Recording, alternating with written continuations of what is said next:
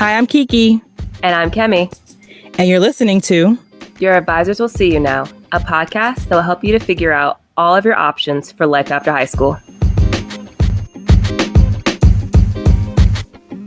Hey everyone, and thank you for joining us on another episode of Your Advisors Will See You Now.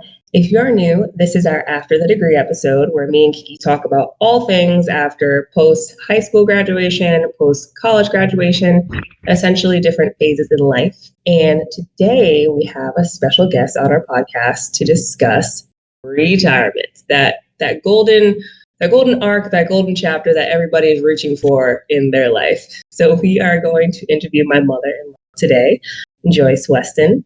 And here is just a little bit of background information for those who are listening. So Joyce received her Bachelor of Science degree in elementary and early childhood education from Lesley University in 1975. She was also born and raised in Boston, Massachusetts, and is the youngest of 3 siblings. She taught in the public school system of Boston for over 20 years. During her tenure in Boston, she fulfilled many roles, including classroom teacher, English language arts standards facilitator, and literacy specialist. Joyce moved to Stoughton in 1991 with her husband and 2 children. One of them I married. She attended the Bridgewater University reading specialist graduate program. And while teaching reading in the Norwood public school system, she earned her master's degree of education in reading at the age of 53 in 2007. And was the valedictorian commencement speaker of her class. Her degree included her certification as a reading specialist, and Joyce retired from the Taunton Public Schools in 2015. In her retirement, Joyce is active in her church and as a choir director, women's fellowship leader, deaconess. She enjoys hiking and traveling with her husband. So these are all things that we're going to talk more about today in this episode, but thank you for joining us today. You're welcome. So we'll kick off with our first question. And actually, I think the first question I have is, what were your thoughts on retirement before you retired? Well, I knew that it would be different. I knew that that it would be a change in how I adjusted my days, and I looked forward to it because I had been in the education field for so long that I would imagine what I would do if I wasn't doing it, because I've always wanted to be a teacher or an educator. I've always wanted that.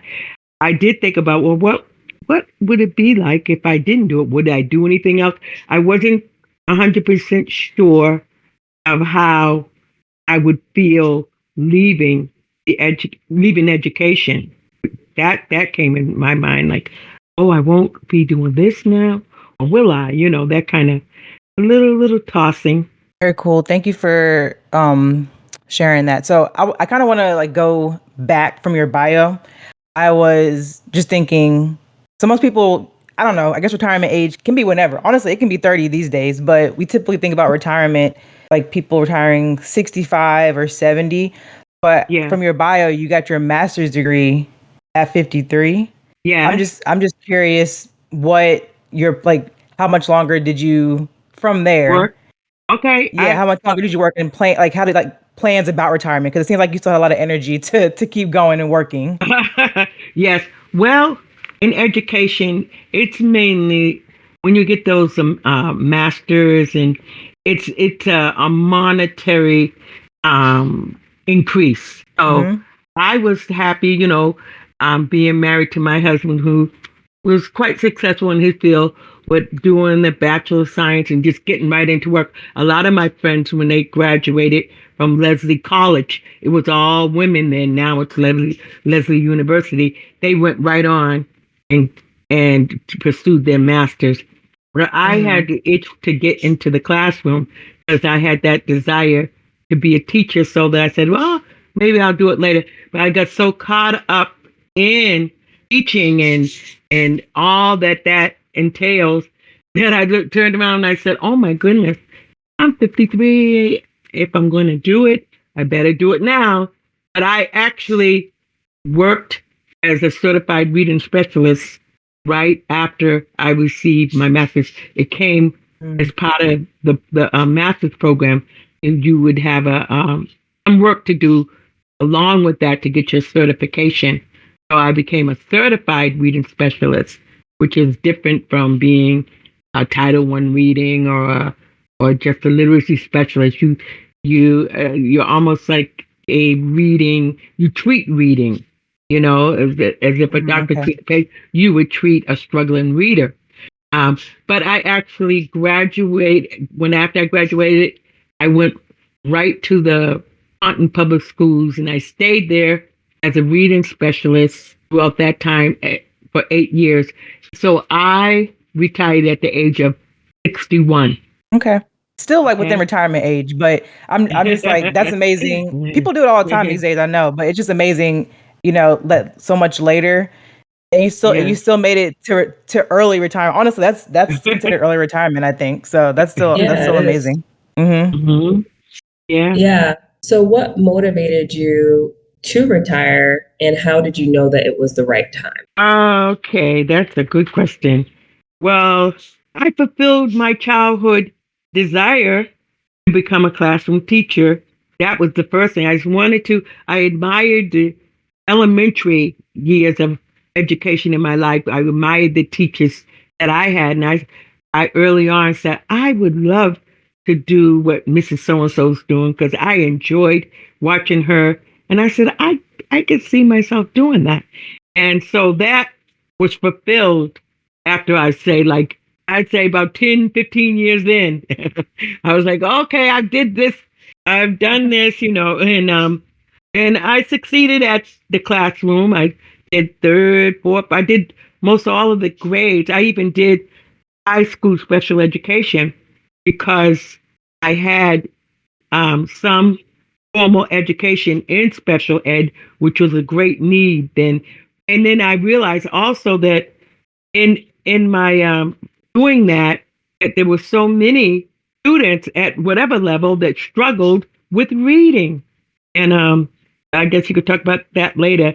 So that always caught my mind. I was like, wow, I would tell my husband, well, these guys, they really can't read the content area books. They were like struggling to read elementary level books at high school level.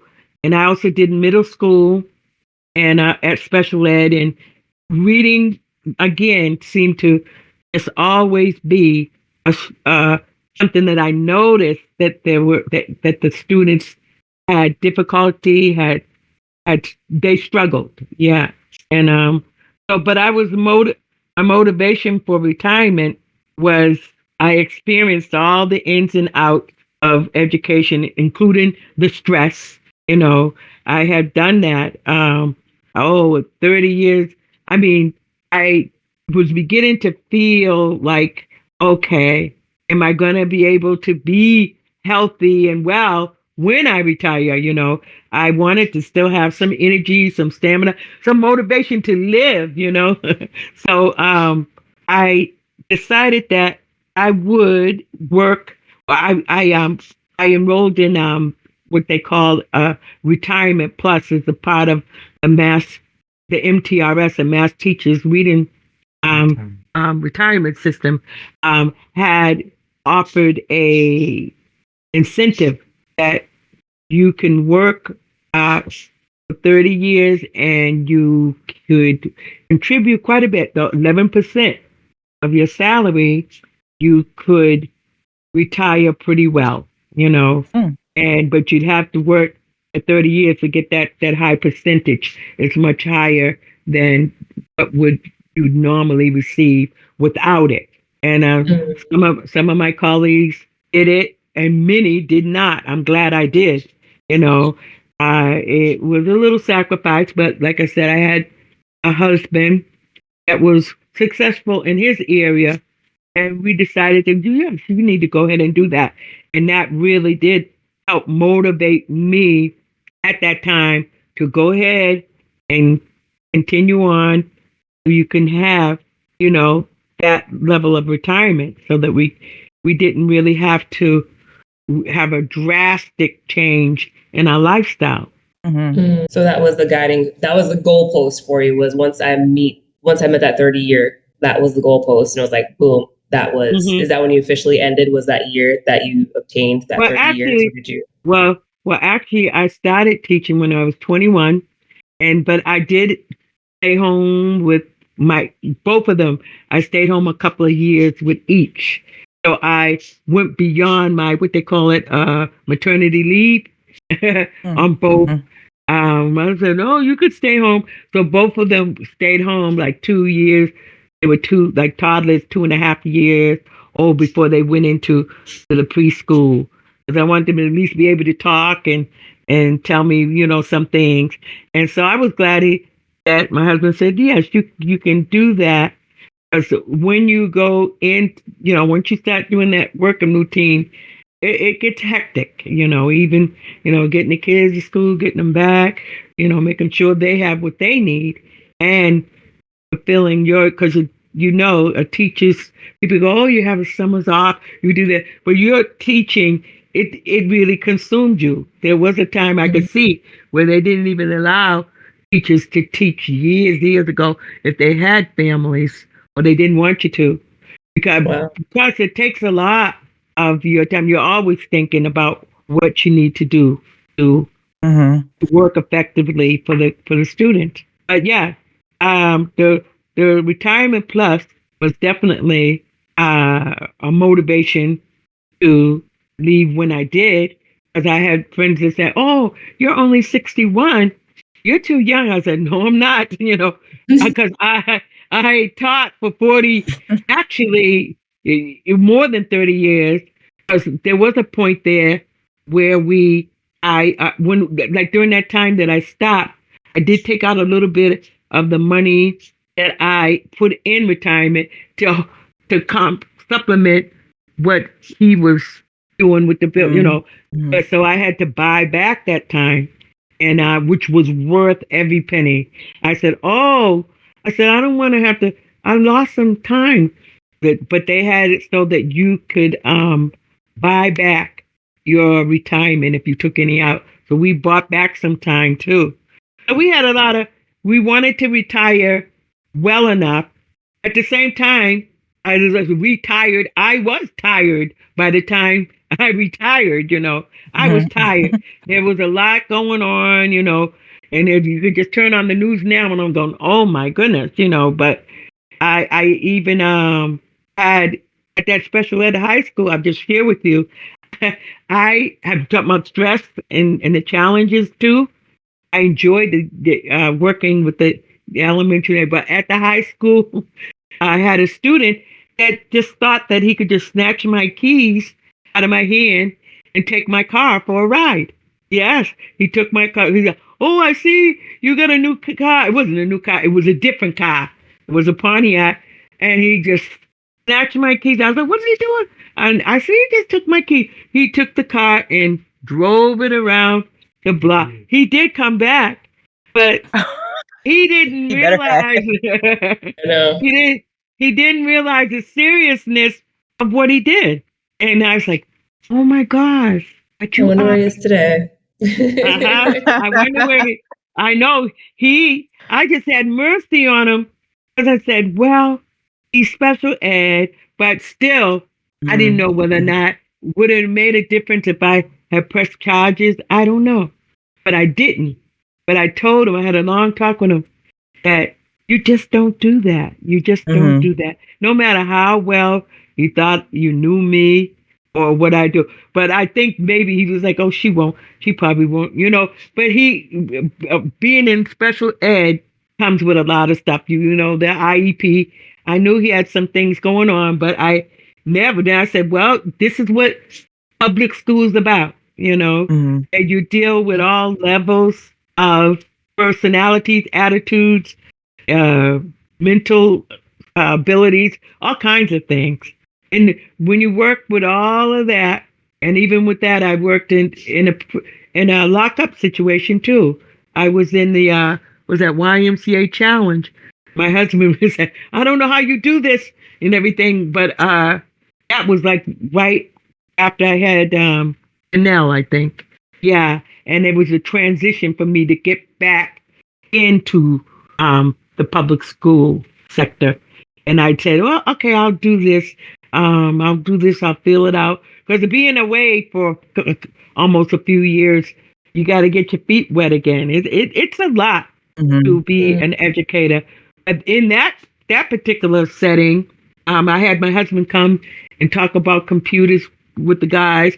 These young men didn't have. They were like, "Why are you here? You're a real teacher. You want to teach us?" They were like not feeling because they were in a locked up. They were detained, and they were Mm-hmm. like, "You're too good to be with us." I said, "No, everybody, no matter what your situation, you deserve to be educated." Mm-hmm. They weren't in prison, but they were waiting to see what was going to happen with them. But that was another experience. So those stresses, and I chose to do it. Everything I did, I chose to do, whether it was more stress or less. Mm-hmm. And when you do that for years and you go, oh, I did this, I did that, oh, I did early childhood, I did that, it starts to add up on you. Mm-hmm. Yeah. Absolutely. Mhm.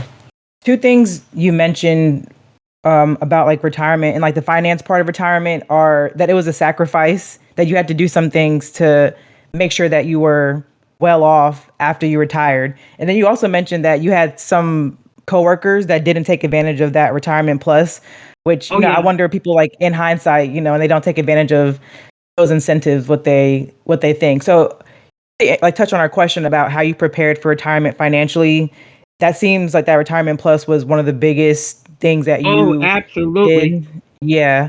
Yeah. That's Yeah. incredible. What like were there other things that you all did as husband and wife, or other things that you did to make sure that you were prepared for retirement in terms of Well, finances?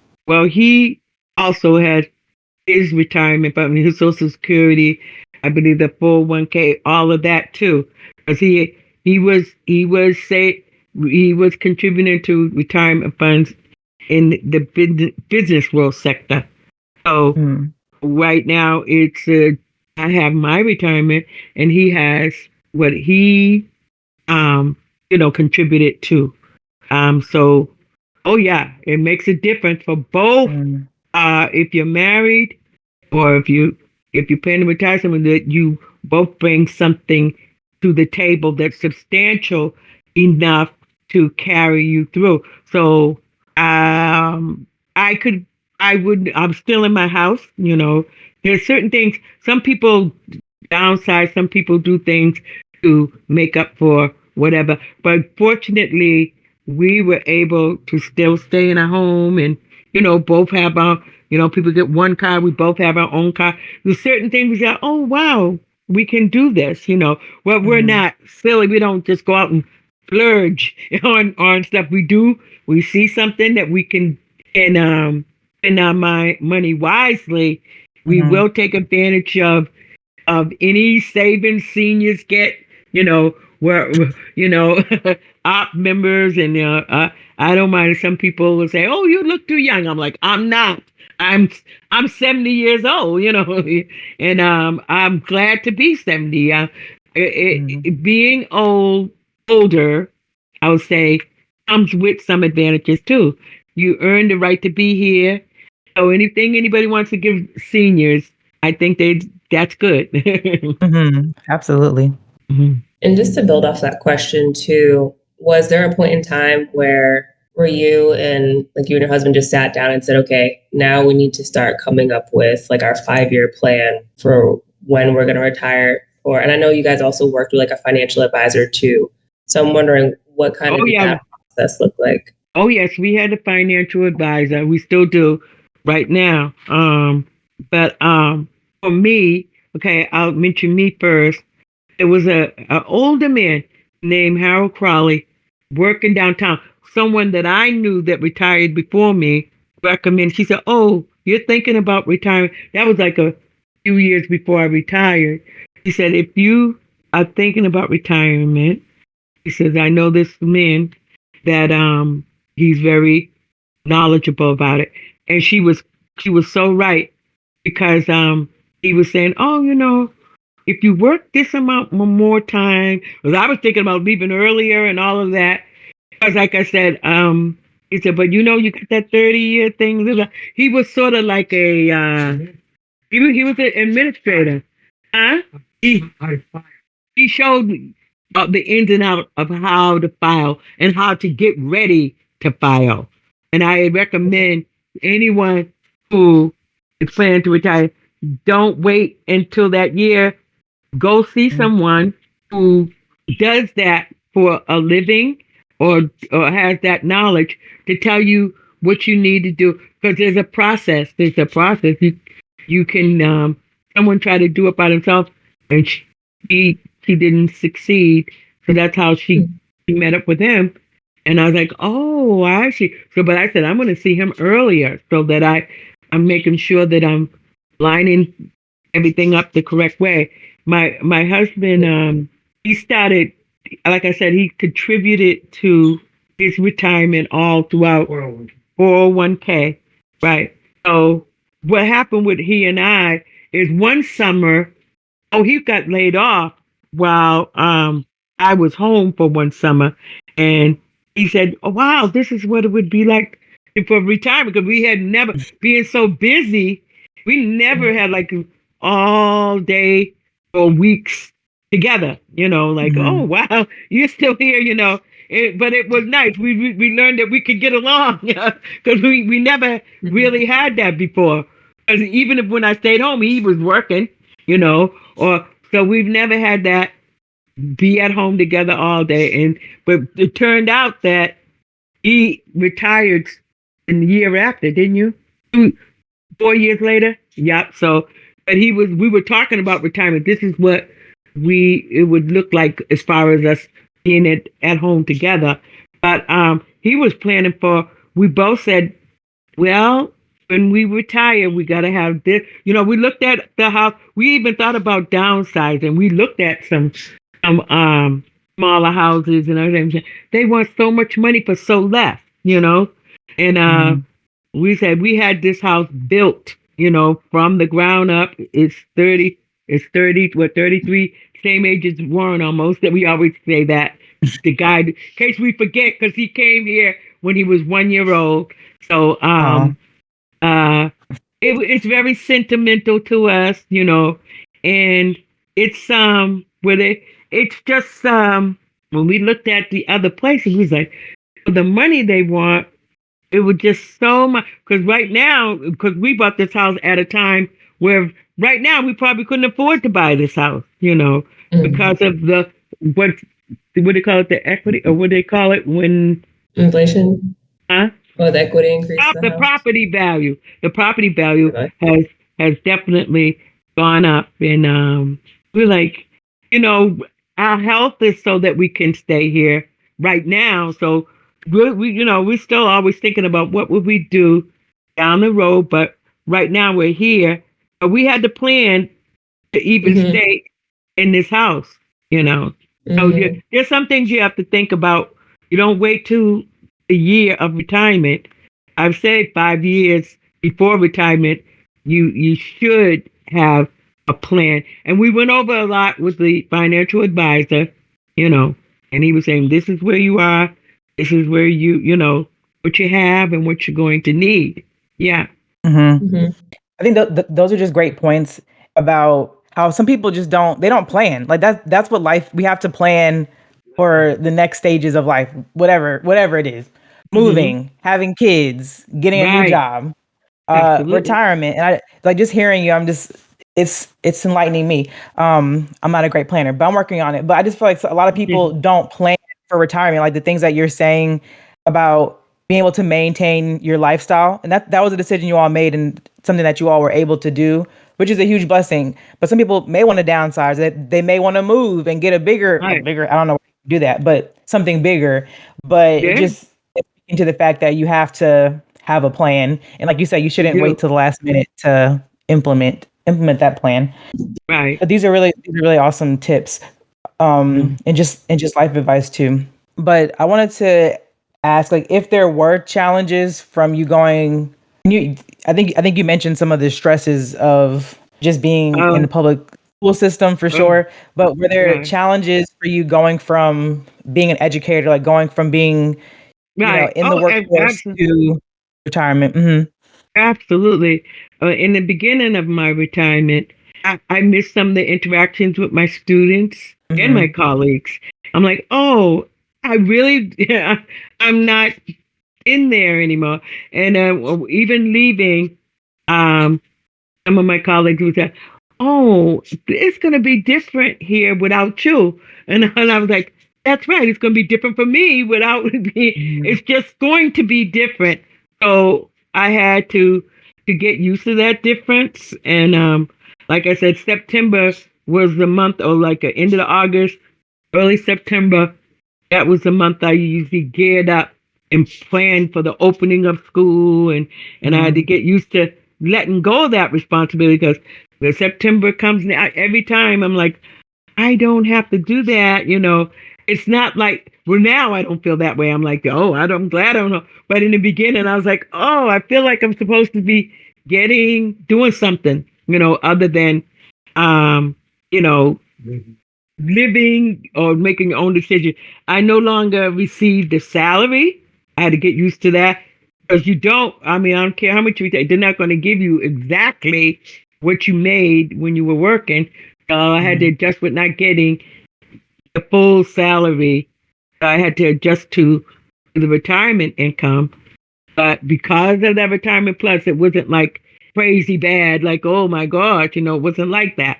But it still there were some adjustments with that. And I I just had to get used to you don't have that position anymore.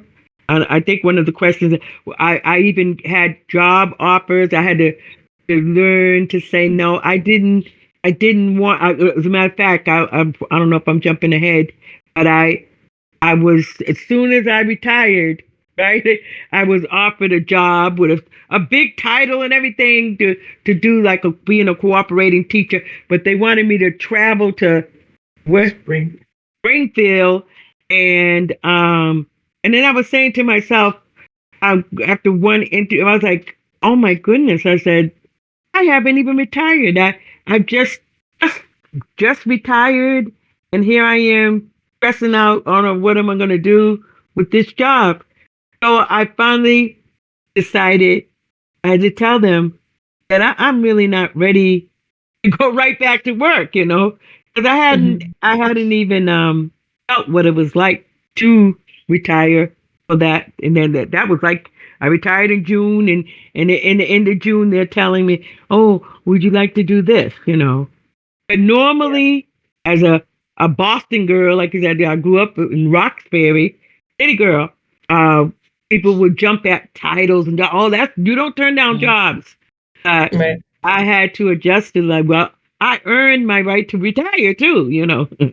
I feel like it's kind of that the transition to retirement is kind of also trying to retrain your mind not to think that way because the Right, majority of your life is like, oh, there's a new job, or I should be right, working, or right, I should be right. having a paycheck coming in, or I should be going for the title because I'm trying to, prep for retirement. But now it's like, no, wait, I'm here.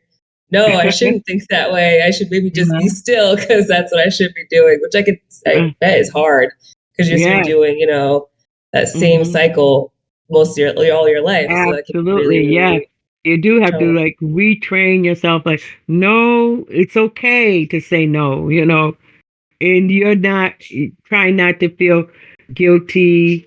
Because some Mhm. people say, "Oh, you do something, you're gonna be bored. You're going to go." A lot of people die when they retire because they feel useless. I haven't had any of that, thank God. Amen. But I do think it's because we both retired around the same time too. So we know how to use our time, in our minds, which is very Mhm. important too. Yeah. So, how did your daily routine change once you retired? Like, I'm trying to think of Oh. the first day when you retired. Did you just sleep in till 1 Ah, p.m.? well, well, my last assignment in the school system, I had to report to school by 8 o'clock p.m.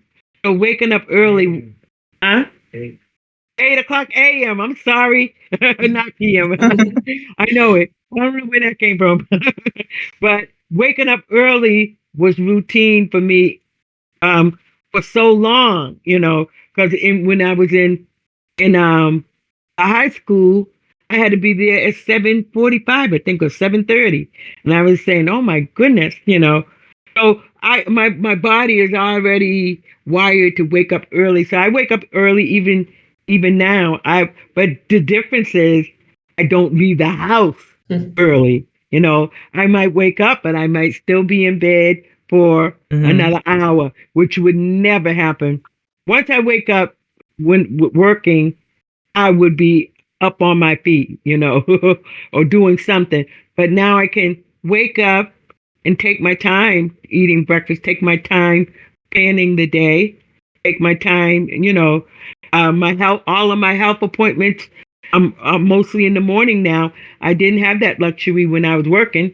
I have to either take off or get something late, and you're tired in the afternoon after working. And so I have some flexibility. I'm flexible with my time now, which you don't have that when you have to be at your job, your career. So nice. But No, yeah, the dream.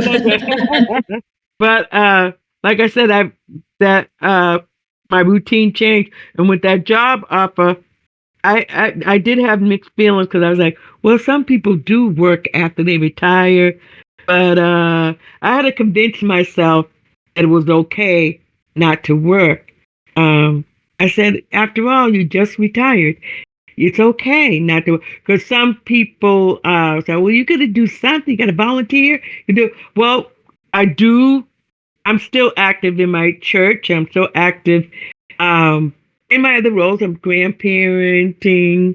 I'm doing more with my husband that I never, like I said, some things we didn't even, we really, when we got this house, we never really, we were just going through the house. We never just sit and look at your house because Right. you're usually using it to get out, and come back. You want to lay down, but just to sit around and do it's just to look it's at a your different. wall that you paid Yeah, for. yeah, that's it. Just to look at the wall. I know, like wow, I don't have to run by it. Yeah. And but it is some adjustment. Uh, but I said I will always be an educator. My delivery and my audience has just shifted into a different. I do it. It always comes through in some other way that I always feel that when I'm that the educator part of me hasn't. I still read. I stay up to date on things. I do. I kept my certification for a while. I haven't updated. I could do it if I wanted to, but I kept it for a long time. Then I said, well, I'm 70 now. I don't know if I would want to go back there. If anything, I would do something else. But I don't have. I don't feel a burning desire to get back out into the workforce. Not at this time. But and they say never. That's a good segue to this next question. Do you have goals that you like set for yourself or things that you're planning to do in retirement? Okay. I think I do. I remember that question. That was number 5. Okay, the goals I have for myself. Well, I want to maintain good health. That alone is because when you have worked, I was just talking to, I think it was my daughter or my husband, about a teacher that it was at one of the schools that I worked out in Alston, Mass. I worked a lot of different areas. With Alston, Mass was a teacher there that was known to be very strict, very, very, very strict. Even the teachers were afraid of her sometimes, but she she was strict, and everybody, she worked so long, and by the time she was getting ready to retire, the kids were no longer afraid of her, or did they start disrespecting her. She was losing her professional power, her whole respect change Mm-hmm. dwindled down to the kids just losing control of the class and all of that. And then she retired and then she died.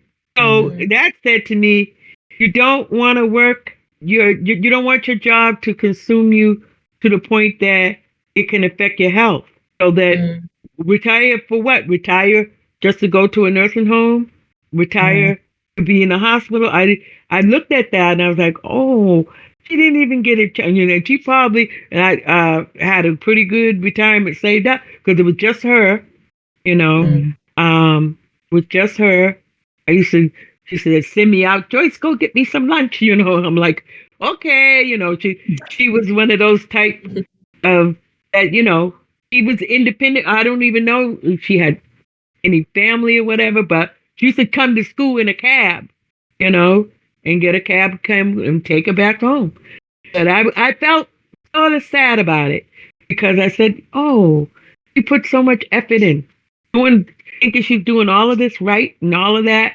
And not only did she lose the respect that she worked so hard to get, she then didn't have any time for retirement. And I said, oh, well, uh, when I retire, I'm praying that I will at least have decent enough health to Mm-hmm. enjoy some of my retirement. So my goals now that I'm retired is to. I was in pretty good shape at 61, thank God. Not perfect, but not bad, you know. And so my goals would be to maintain good health. I'd like to travel. I still haven't gone. We went to Hawaii, and that was my one of my dreams. And that's like teaching. That was like I want to go to Hawaii one. So we did that. And of course, Mexico. We've been to Mm. a lot of the islands, and but I have never been to Europe. You know, or I always wanted to see what maybe I'd see Paris or Italy or something. So I'm looking forward to maybe one day traveling a little further. We've done a number of cruises. Maybe I'll do another cruise if we will. As a matter of fact, before COVID Yeah, I remember um that. yeah, we were all set to go on a cruise, but we had to take everything Yeah. back because COVID had just we wasn't sure about Mm. getting on this big ship with Mm-hmm. Yeah. COVID. Yeah. So they understood. They gave us some money back, right? And so as another goal, I continue to serve my church and continue to work on my spiritual life. You know, that's an Mm-hmm. ongoing thing. Mm-hmm. Mhm. Doing the music. We have a women's fellowship, which is part of what I do to help out is lead. Well, and a lot of that, my educate as an educator, I see a lot of those skills coming through those kind of jobs, doing the music, choir, doing women's fellowship.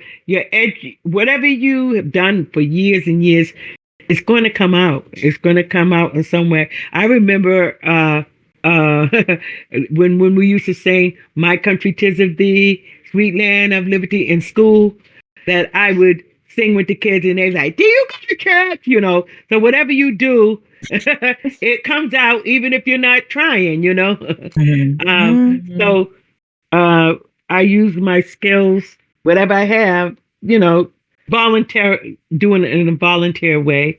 Um, Mhm. I'm spending time with the grand, you know, like Brian was here. You know, I'm just saying, trying to keep him engaged because he has a short attention span. He likes to change. So I use some of the skills I had with my younger kids at school because I did early childhood too. I said, oh, I could do that with him, and it seems to work. 'Cause especially when she say, oh, I'm going to leave him with you. I'm like, okay, we got to do something, you know. And you do whatever you can what you already know. But we want to do more hiking, more.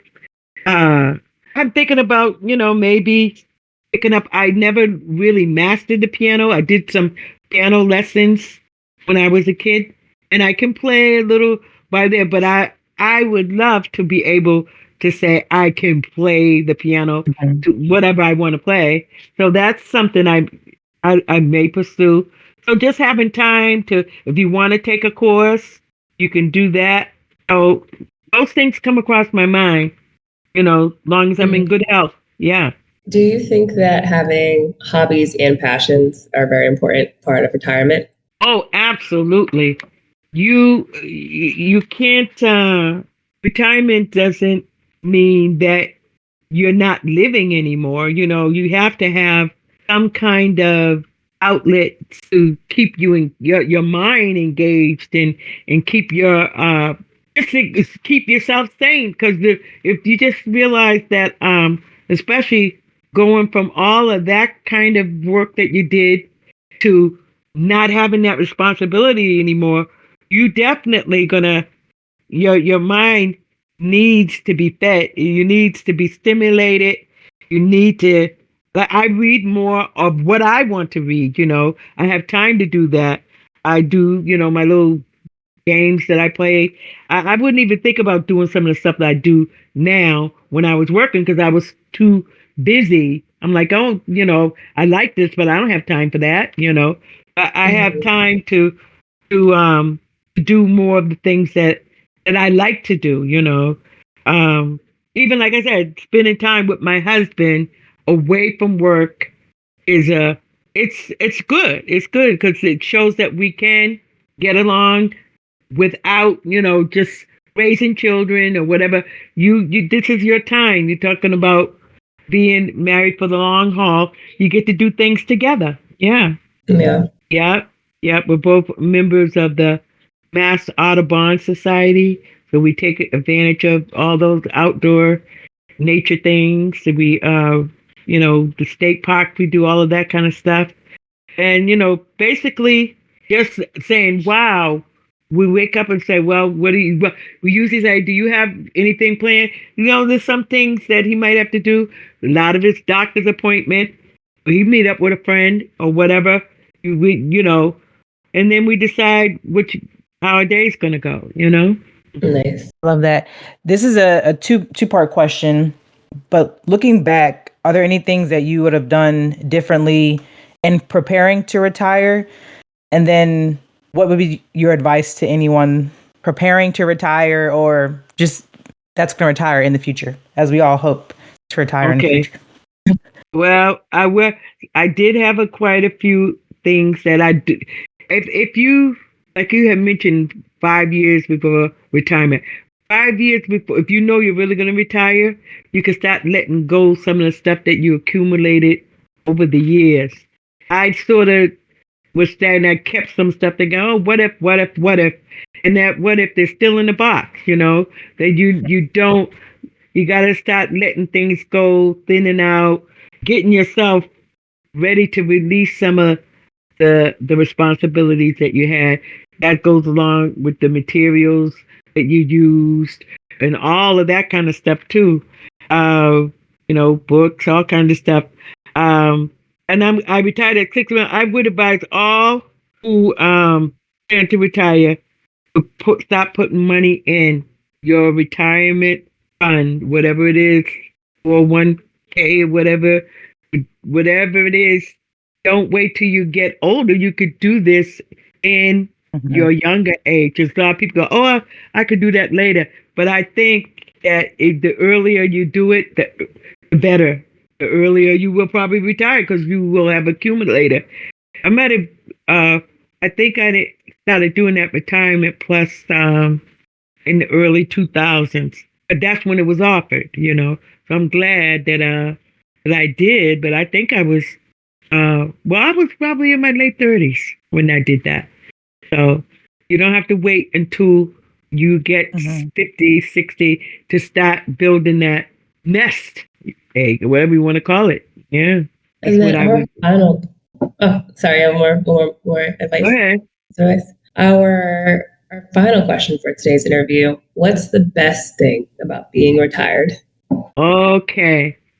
Being flexible with time, having that, being able to, manage your own time, being retired with my spouse, not by myself.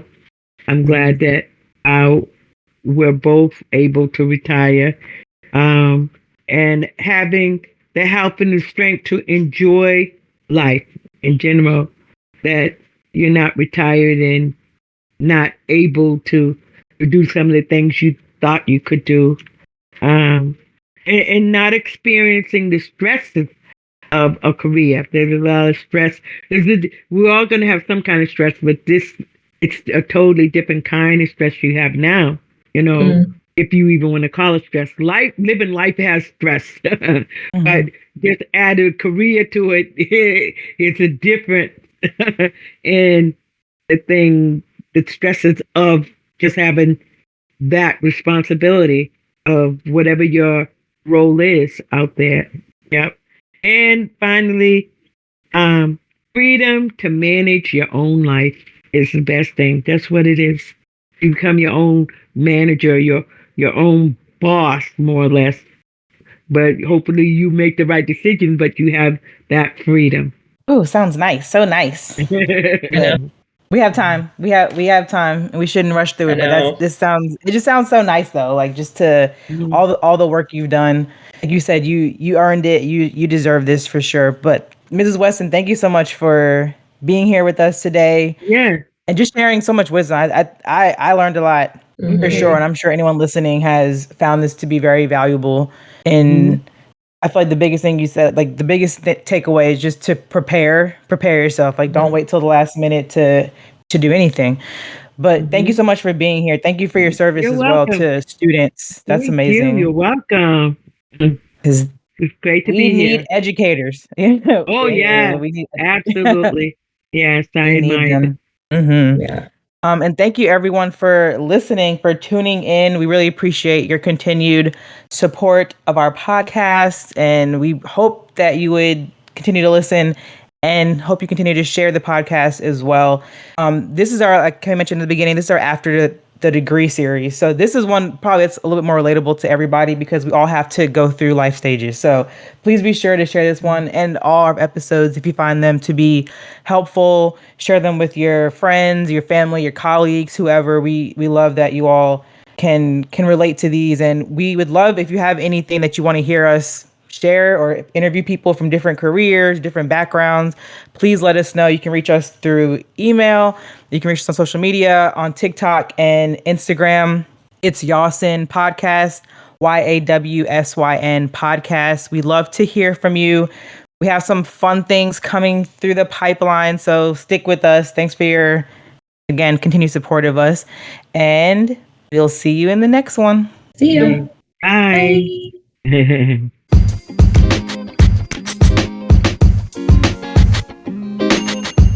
Thank you, everyone, for tuning in and listening to the latest episode of Your Advisors Will See You Now. Please make sure to follow us on all of our social media pages and check out our website. Take a look at the show notes below. And please make sure to subscribe and share this podcast. Also, show us some love and please leave a 5-star review. Catch you next time. See ya.